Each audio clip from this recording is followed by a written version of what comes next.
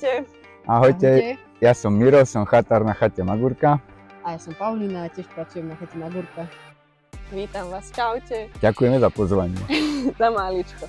Začníme predstavením chatovej oblasti, alebo teda dedinky Magurka, kde máte vlastne aj vašu chatu. Ako vznikla táto dedina? No, Magurka ako taká vznikla ako banícka osada niekde v 13. storočí za účelom ťažby zlata. Neskôr potom zistili, že sa dá ťažiť aj antimon ako sprievodná ruda. A založili ju tí samotní baníci, ktorí tam normálne žili, pracovali, vybudovali štôlne a celý systém vlastne tých štôlní, ktorý sa poprepájal. A postupne tú rudu zvážali dole, kde sa mlela na tej Magurke a spoločne s týmto vznikla aj samotná chata Magurka, ale pôvodne to bol dom banskej správy, pokiaľ sa nemýlim, kde sedeli tí hlavní. A takto si tam nažívali všetci. Nachádzame sa tesne pod hrebeňom nízkych Tatier, kde vlastne od nás sa môže začínať a končiť každá táto krásna túra tými nízkymi Tatrami.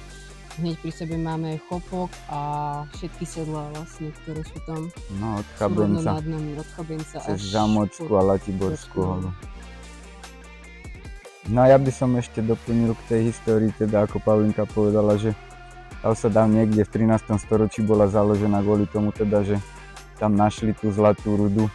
Začalo to tak, že tie zlatonosné nánosy potoku Lubčianka, ktorý tečie celou osadou Magurka až do partizánskej Lubče, tak vlastne prvé tie nálezy boli nálezy na potokoch, kedy vyrižovali nejaké zlatinky a postupne začali bádať pod hrebeňom nízkych Tatier to podložie a podzemie, kedy našli tú rudnú žilu a presvedčili sa o tom, že to zlato tam je a neskôr, ako bolo povedané, potom natrafili aj na striebro a ešte neskôr na antimony. A ako tá vlastne Magurka ako taká potom slúžila tým baníkom a prirodzene vznikla ako nejaké centrum toho baníctva pod hrebeňom nízkych Tatier v oblasti Latiborskej hole. No a postupne ako ťažili, tak celkovo vyťažili približne 5 tón zlata, okolo 50 tón striebra. No a v čase toho najväčšieho rozmachu, to bolo myslím v 15. 16. storočí, tak tam žilo približne 600 tých baníkov dokopy. Oni tam žili spolu so svojimi rodinami, chovali si tam s deťmi, chovali si tam zvieratá na jedenie. Čiže normálne tá osada ako taká fungovala. Potom neskôr už v podstate to zlato, výnosnosť ťažby toho zlata bola stále nižšia a nižšia, preto prechádzali na to striebro a antimony. Pred prvou svetovou vojnou tá ťažba úplne zanikla. Aj keď ešte tesne predtým bola vybudovaná napríklad taká lanovka nákladná, kedy pomocou tej lanovky nosili tú rudu vyťaženú dole a tam ju mleli, ako Paulinka povedala. No a vlastne v tých 20. rokoch 20. storočia úplne tá ťažba na Magurke zanikla a odvtedy tá osada v podstate prežívala vyľudnená, bolo tam len pár pôvodných obyvateľov a vlastne takým nejakým smerom funguje tá osada dodnes, kedy sa snaží zamerať na ten cestovný ruch a nejakým spôsobom ponúkať tým návštevníkom alebo mojim obľúbeným slovom rekreantom nejaké také prostredie, ktoré nie je dostupné všade na Slovensku. Vlastne mali tam tí baníci aj kostol, ktorý stojí dodnes, pôvodne to bola kaplnka a v tom kostole vo veži sa zachoval pôvodný ten banský rabkač, ktorý zvolával baníkov do práce, čiže ten je stále tam. Systém tých štôlní bol veľmi dlhý, najdlhšie z nich majú až viac ako 3 km, čiže nebolo to len nejaké bezvýznamné ložisko a takisto najväčší taký nugát zlata, ktorý sa vyťažil na Magurke, je považovaný za jeden z najväčších v Strednej Európe a je uložený v Národnom múzeu v Budapešti. Chata myslím, že zhorela. Takmer zhorela. No, chata ako taká, ako turistická chata, je vlastne zapísaná v tých pamätiach klubu slovenských turistov od roku 1938 a tam začína tá história. Ona medzi tým všetkým odtedy menila strašne veľa majiteľov. Pôvodne to tuším mala aj jednota, teda môžem povedať. Spotrebné družstvo v 50. rokoch. V 50. rokoch. A potom to išlo do súkromného vlastníctva, potom to bolo úplne neobývané, že ona ostala opustená, chátrala, celé to tam ako keby hnilo postupne, lebo tam je veľká vlhkosť a to drevo všetko už nebolo v takom obyvateľnom stave. A potom niekedy v 90. rokoch áno, prešlo do súkromného vlastníctva a pred nami tu mal ešte jeden pán majiteľ a ten sa do toho pustil takou väčšou vervou. On ju zrekonštruoval skoro do dnešnej podoby. On prerobil vrch, vlastne tam predtým bola iba taká jedna veľká miestnosť nad reštauráciou, kde spali všetci pokope, len na spacákoch alebo na tých rozkladacích lôžkach. A on toto prerobil do tých štandardných izieb, ktoré teraz máme, vlastne, že je to, každý spí samostatne s vlastnou kúpeľňou, s vlastným veckom, že ten komfort sa tam zachoval na takej vyššej úrovni, vzhľadom na to, že sme horská chata. A potom v 2017 na jeseň sme to kúpili my, lebo si pán majiteľ chcel splniť sen od detstva. Kedy si povedal, že on chce mať horskú chatu, on bude čapovať pivo turistom a on bude chodiť po horách a sme si mysleli, že to bude super, že budeme čapovať pivo a chodiť po horách. A my zistili, že treba aj robiť na tej chate. Áno, čiže vlastne 2017 sa to tak všetko iba na nás hodilo, že teraz budete robiť toto. Tak sme zistili, že to nebude len tak, že proste fakt, že keď sa navalia tí ľudia, že aj treba aj ubytovať, aj navariť, aj umyť. Že fakt, že ten život chaty, že je to kopa roboty s tým. Potom sme zistili, že treba aj niečo robiť pre tú chatu, že treba dohadovať spolupráce, treba sa trochu venovať aj tomu marketingu, aj tým ľuďom. Treba komunikovať, treba zháňať a vybavovať kopu vecí. Potom kopu vecí treba opraviť, lebo za jeden týždeň sa pokazí všetko, čo sa dá. A ideálne, keď si pán majiteľ odcestovaný vždy. Prerobili ste vlastne niečo na tej chate? Áno, my vlastne počas korony, počas toho, keď sa nedalo absolútne nič robiť a ľudia neboli, tak sme si povedali, že teda nebudeme len tak sedieť, nechceli sme zatvárať, povedali sme, že niečo spravíme teda pre chatu a vlastne spodnú časť sme prerobili izieb, tam bola pôvodne turistická ubytovňa s jednou veľkou kúpeľňou pre všetkých. A tu už nebol moc záujem, už tí turisti sú tak inak navočení, už majú také väčšie nároky na ten komfort, tak sme si povedali, že tam spravíme rodinné izby. Takže sme spravili také väčšie izby, aj s poschodovými postelami, aj s samostatnými lôžkami a každému sme dali vlastne na izbu vlastnú kúpeľňu znova, aby sa to tam tak viacej teraz využívalo. Už v dnešnej dobe myslím si ponúkať také niečo na chate, síce horskej, ale dostupnej autom. V podstate za každého počasia, za každých podmienok, tak už to patrilo tomu takéto niečo. Máme svoje vlastné sociálne zariadenie. V minulosti sme to mali tak, že sme mali izby so spoločným zariadením sociálnym, ale teraz už má každá izba vlastne takto. Máme 5 izieb, ktoré sú rodinného typu, akože sú dve oddelené miestnosti, ale proste je tam viac lôžok. A 5 izieb také 3, 4. Okrem takých tých klasických služieb, jedla, spania, čo tam ešte ľudia nájdu, čo ste pre nich pripravili? Máme okrem tohoto, máme ešte na chate dostupný taký úplne že malý a skromný horský wellness. My hovoríme, že má 1000 hviezdiček, lebo je to pod holým nebom. Je tam barelová sauna a horúca káďa dostupná pre ľudí. Okrem toho máme ihrisko pre deti, to sme vybudovali na začiatku s kopou preliezok a s hrami. Máme tam taký malý naučný chodník pre tie deti so zvieratkami, ktoré sa u nás nachádzajú a žijú.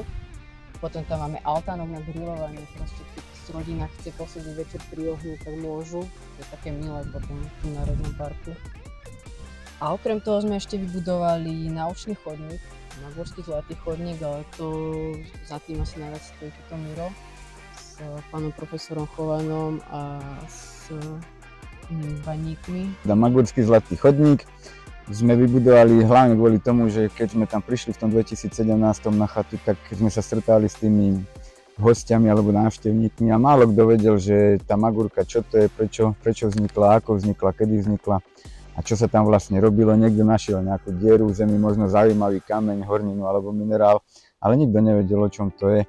Tak postupne, ako sme tak začali aj my si rozhadzovať siete, že vlastne tam sa nejakí ľudia vyskytli, ktorí povedali, ja som ten a ten, tak sme sa spoznali s týmto pánom profesorom Chovanom. On je z Prírodovedeckej fakulty Univerzity Komenského v Bratislave a venuje sa geológii, ale konkrétne je zameraný na ťažbu zlata a celkovo tú banskú činnosť z tej geologickej stránky pohľadu.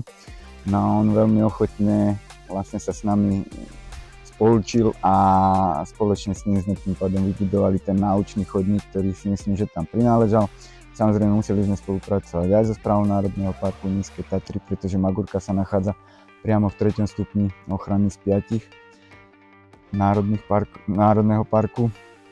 No a postupne ten chodník vlastne vznikol, má necelých 10 km, vedie až na hlavný hrebeň Nízkych Tatier a spája všetky tie najvýznamnejšie banské diela a lokality, ktoré tam v minulosti boli vybudované a stále sú tam a my sme ich nejakým spôsobom sprístupnili a teda zviditeľnili pre tých ľudí a takisto je k nemu vybudovaných 10 tabúľ, na ktorých všetky tie podstatné a pomerne hodnotné informácie sa tam človek dozvie. Posledná tabuľa je umiestnená pri potoku, ktorý steká z doliny Viedenka, vlastne z takej pôvodnej centrálnej doliny, kde začala tá ťažba. No a tá tabuľa je práve venovaná tomu ryžovaniu zlata, pretože tam to všetko vzniklo. A v tej tabuli vlastne, keď návštevník príde, môže si u nás zapožičať panvice na ryžovanie zlata priamo v teréne, v ktorom sa to robilo aj pred staročiami, si to vyskúšať. Máte nejaké smelé plány, čo by ste tam chceli ešte dobudovať? Smelé plány poviem najprv ja za mňa z pohľadu toho snilstva a potom povie Paulinka z realistického pohľadu a marketingového. Tak vlastne my ako tam žijeme a vnímame to a snažíme sa to vnímať a pochopiť, aj návštevnosť tej chaty a celkový ako ten život toho organizmu celého tam, to znamená chata a to prostredie, ktoré tam je, tak sme pochopili, že cez ten víkend to je všetko fajn, tí ľudia chodia.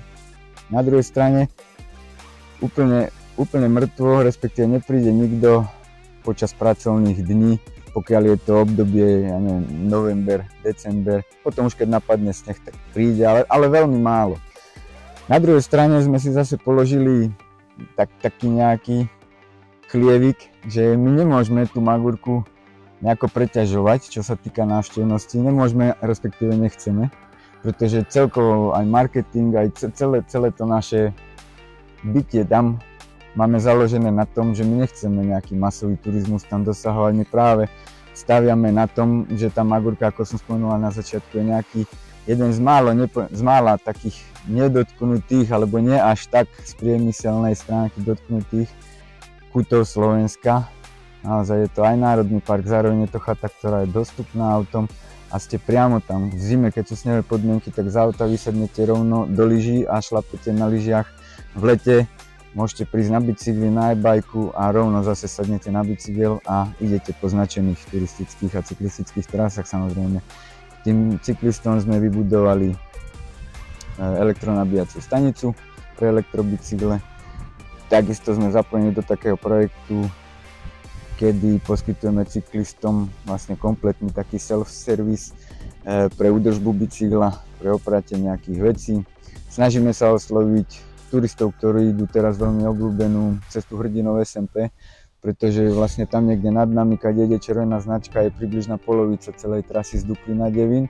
Takže takisto pre tých, v prípade, že v tej polovici svojej cesty si chcú oddychnúť, môžu zísť k nám, tá hodina za to stojí a dať si deň, dva voľna, kedy takisto si môžu u nás tie veci oprať, osušiť, zregenerovať sa, mini wellness a najesť sa, doplniť zásoby a pokračovať ďalej. Čiže to je taká vec, no a čo sa týka tých pracovných dní ako takých, samozrejme my sme sa, alebo teda snažíme sa zamerať aj na team buildingy, ale zase team buildingy také, kedy vlastne keď aj niečo promujeme, tak my potrebujeme, aby tí ľudia, ktorí sa dajú na to nahovoriť tým našim marketingom, tak aby vedeli, kam idú, do akého prostredia idú, ako sa tam majú správať aspoň predbežne a čo od toho môžu očakávať. My sa nechceme hrať ani prebudovávať, ani zameriavať na služby pre 4-5 hviezdičkových klientov. Moja odpoveď na toto vždy je, že to je v obidvoch okolitých dolinách, či tuto v Hrabove, alebo na druhú stranu v Menovskej doline, jasne. Čiže my chceme naozaj tých ľudí lákať, slušne sa o nich postarať, aby mali kvalitnú stravu, vlastne domácky robenú z kvalitných surovín, takisto slušné ubytovanie, ale zároveň to ani nechceme preháňať s kvalitou tých služieb, pretože sa chceme vyhnúť tomu masovému turizmu. A preto ten marketing stávame na takejto báze. My máme v marketingu takú zásadu, že všetko, čo robíme, ako to robíme, tak aby to bola vždy jasná odpoveď na otázku proste vždy vedia z toho, čo robíme, kam idú a s kým sa stretnú a čo môžu očakávať. Čiže ja sa nebudem na tých sieťach alebo niekde v reklamách hrať, že mám to butik hotel, alebo že mám vybavenie, ktoré proste prekročí 6 razy hotov do Novaloch. Proste nie. My sme jednoduchá, tradičná horská chata, ako bola kedy. A hľadáme klientov, alebo teda turistov, ktorí hľadajú presne toto. Chcú zažiť tú históriu, tú tradíciu. My máme takú, čo sa volá v marketingu osť, že tradičnosť. Že to sme my. Tradičnosť, pretože ako som spomenul, cez tie víkendy a voľné dni a aj vždy my vyhovieme každému turistovi, aj keď sa u nás koná svadba alebo neviem, akákoľvek spoločenská akcia, tak keď chádza turista z Hrebenia, tak vždy dostane, keď potrebuje prespať, tak u nás prespí, keď potrebuje nájsť, tak tam môže byť 100 ľudí na svadbe, aj tak ten turista nájsť dostane vždy, to potvrdí každý jeden z nás, čo tam robí, že to nie je vymysel. No a ešte som chcel dodať vlastne, že teda nielen o tom rozprávame, ale my aj tú vyťaženosť tých pracovných dní sme sa snažili vymyslieť nejaký program pripraviť a ponúkať pre tie team buildingy. To sa nám aj podarilo. Vybrali sme si na to veľmi skúsených ľudí. V dnešnej dobe, myslím, sú to všetko obľúbené veci. Pripravili sme 3 také bázy tých programov. Prvá je s klasickými psychológmi, ktorí sa venujú tým vyhoreným manažérom a vlastne snaží sa v takomto horskom prostredí s neobmedzenými možnosťami niečo do nich dostať a zase niečo z nich dostať. Druhá je stále obľúbenejší prírodný turizmus, založený vlastne na tom, že človek, ktorý tam žil od narodenia, certifikovaný sprievodca prírodného turizmu, tam sprevádza tých ľudí počas jary na nejakých bylinkových túr alebo pozorovaní hviezd alebo čohokoľvek, proste sprevádza tými pralesmi. Jedná sa o vlastne manželov Kalisky, ktorý Karol Kalisky je známy fotograf, ochranár, ochranca prírody. No a vlastne pôvodnosť Magúrky je práve jeho manželka Zuzka Kaliska, čiže s touto spolupracujeme v oblasti prírodného turizmu. No a taká naša topka, si dovolím povedať, je vlastne spolupráca s horskými vodcami, certifikovanými medzinárodnými horskými vodcami, konkrétne s Janom Koržinkom a Palom Lutišanom a s Vladkou Tatarkovou ako fyzioterapeutkou, kedy sme vytvorili pre tých potenciálnych klientov 2 a viac dňový program, kedy tí horskí vodcovia sa im venujú, zažívajú rôzne krízové situácie, musia zlaniť, musia založiť oheň, podať prvú pomoc a tak ďalej. Čiže takouto zábavnou a hravou formou sú ale vystavení veľkým stresovým situáciám, kedy ten vlastne tým na tom team buildingu sa buduje. Samozrejme za tým poskytujeme ten background, kedy dostanú dobre nájsť a hlavne vypiť. Musím sa chcel opýtať, ale veľa ľudí je v trende chodiť na túru so zvieratkami. Putujete ľudia aj so zvieratkami, alebo máte špeciálnych materec, alebo ako to máte? My sme normálne dog friendly, kľudne doma psíka, už boli tak aj s dvojím psíkmi, tak ich doniesli, spávajú na izbe. Nebýva s tým problém, väčšinou každý, kto má takto psíka, cestuje s ním, tak ho má naučeného, že ako sa má chovať. Nikdy nebol veľký problém, že by bolo niečo poškodené, alebo že by niečo zničili, to sa nestáva. Skôr akože sú také rarity, niekto príde s mačičkou, už boli naozaj s korytnačkou, dokonca s veľkou suchozemskou, v takej veľkej... Neušla. Mali takú veľkú misu s pieskom pre ňu, proste tam s nimi bola, čiže zažijeme všeličo. Aj s lamou chodia. Aj s lamou chodia, pretože v Lužnej majú lamu, myslím, že už 2 roky tam chodia, no ale aj tým, že tých ľudí vlastne sa snažíme teda im vopred povedať, kam idú, tak sa nám darí celkom dostať tých správnych ľudí na správnu chatu a tým pádom aj tí psíci, keď oni ho nemajú, tak sú tolerované aj tými ostatnými ľuďmi, ktorí sa nachádzajú na chate aktuálne.